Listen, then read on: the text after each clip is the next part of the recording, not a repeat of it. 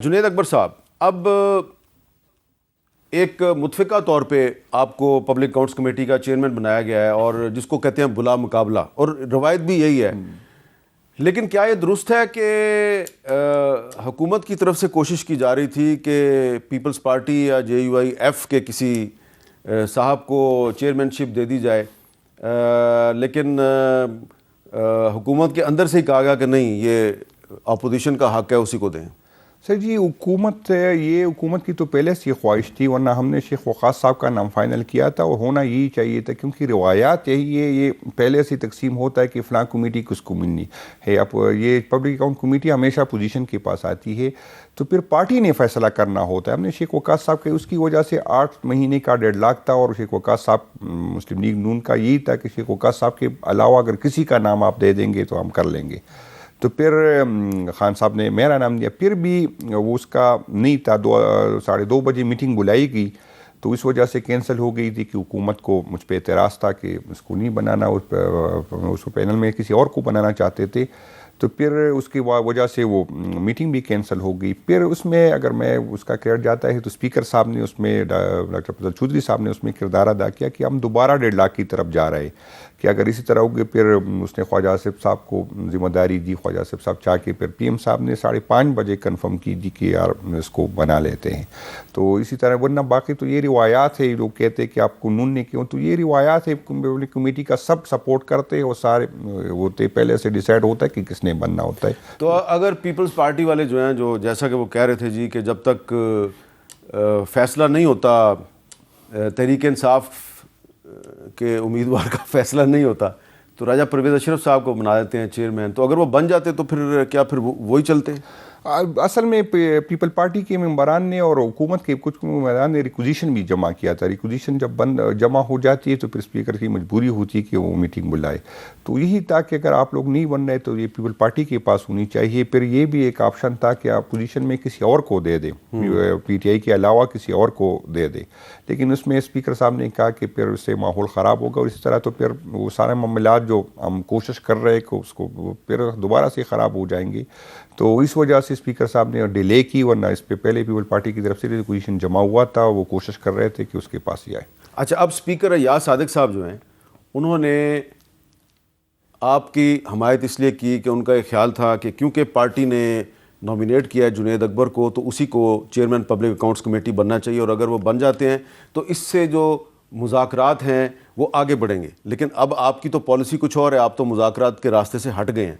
تو اس کا مطلب یہ ہے کہ جس مقصد کے لیے آپ کو چیئرمین پبلک اکاؤنٹس کمیٹی بنایا گیا، اب تحریک انصاف اس مقصد کے ساتھ نہیں کھڑی. نہیں، اصل میں حکومت، اسپیکر صاحب کا تو زیادہ تر ہوتا ہے، وہ تو کسٹوڈین اسمبلی کے ہوتے، تو وہ تو چلے کہ اسمبلی سموتھ چلے، باقی اسمبلی سے باہر جو بھی ہو اس کا ایشو نہیں ہوتا. تو لیکن مجھے نہیں لگ رہا کہ حالات، کیونکہ وہ ہم پہ یہی الزام تھا کہ آپ پولیٹیکل لوگوں کے ساتھ نہیں ملتے، ورنہ پہلے دن سے ہمیں اندازہ تھا کہ یہ آگے نہیں بڑھ سکتے، اس کے کسی اور کی طرف اس نے دیکھنا ہے، فیصلے کسی اور نے کرنا ہے. تو ابھی ہماری تیاری تو ہے، ہم تو کوشش کر رہے کہ ڈائلاگ کامیاب ہو، لیکن اس کے کوئی آثار نظر نہیں آتے. تو آپ کی باتیں سن کے کیا ہم یہ کہہ سکتے ہیں کہ آنے والے دنوں میں حکومت اور اپوزیشن میں کشیدگی بڑھے گی، کم نہیں ہوگی؟ نہیں، حالات تو مجھے ایسے لگ رہے. ابھی ہم جو دوبارہ 8 مئی کے بعد جو ہم تنظیم ریسٹرکچر کریں گے، تو اس میں وہ جو ہارڈ لائنر ہے وہ لوگ سامنے آئیں گے، جو 9 مئی کے بعد جس نے ریزسٹ کیا، جو کر سکتے ہیں.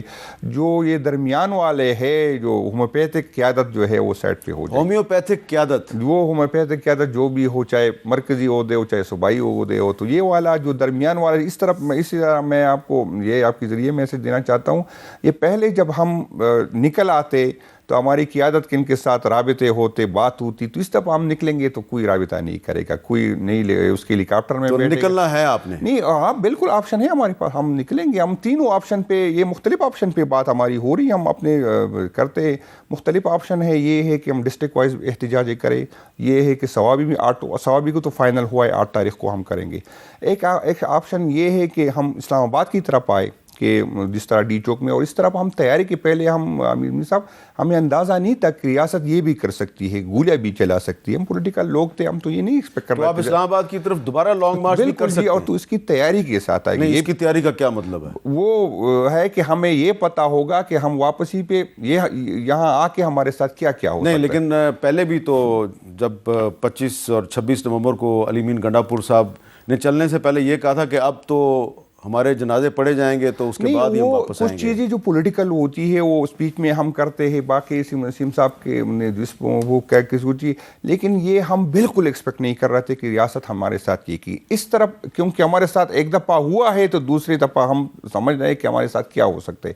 اس سے بڑی جو آپشن پہ ہم اب بات کرتے ہیں، اور میں بھی اس کو اگر قیادت کی اجازت دی میں سپورٹ کروں گا، وہ یہ ہے کہ ہم جتنے بھی ہمارے کی پی پنجاب نہ آئے، اسلام آباد نہ آئے، جتنے بھی ہمارے روڈ ہے، چاہے گلگت بلتستان کی طرف جائے، چاہے وہ ساؤتھ سے آئے، چاہے ہماری سائڈ سے جائے، چاہے جی ٹی روڈ ہو، چاہے موٹر وے ہو، وہ ہم بند کریں، کی پی کی حدود کے اندر بند کریں، اسلام آباد کی طرف، پنجاب کی طرف سارے راستے ہم وہاں سے بند کر لیں. جو مین شاہراہیں وہ سارے بند کر لیں گے کی پی کے. ایسے اس پہ بھی آپشن ہے، اب اس پہ ہم بات کر رہے ہیں. نہیں، تو اس کا تو مطلب یہ ہے کہ عمران خان صاحب جو ہیں وہ ایک فل فلیج کنفرنٹریشن کی طرف جا رہے ہیں، اور ان کا کوئی ارادہ نہیں ہے دوبارہ وزیر اعظم بننے کا. نہیں، وہ خان صاحب نے جو میسج آج مجھے آیا کہ جنید ہمیں یہ حکومت اور وزیر اعظم اس سے بہت آگے سوچنا ہے، یہ چیزیں میں بھول گیا ہوں کہ میں نے وزیر اعظم بننا ہے.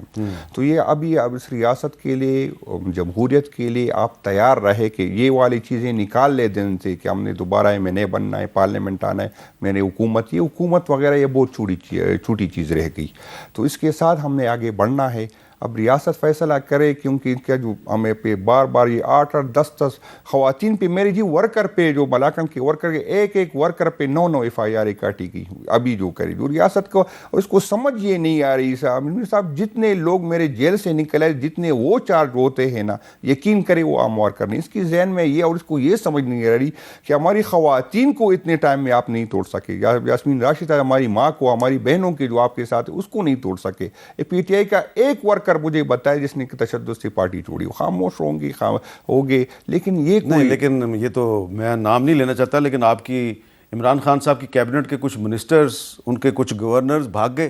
نہیں، وہ اس سے پہلے بھاگ گئے تھے، اس پہ تو کوئی تشدد نہیں ہوئی تھی، وہ تو پہلے بھاگ گئے تھے. وہ تو اس کے پہلے تھے، جب اس کے رابطہ کسی نے کیا وہ بھاگ گئے.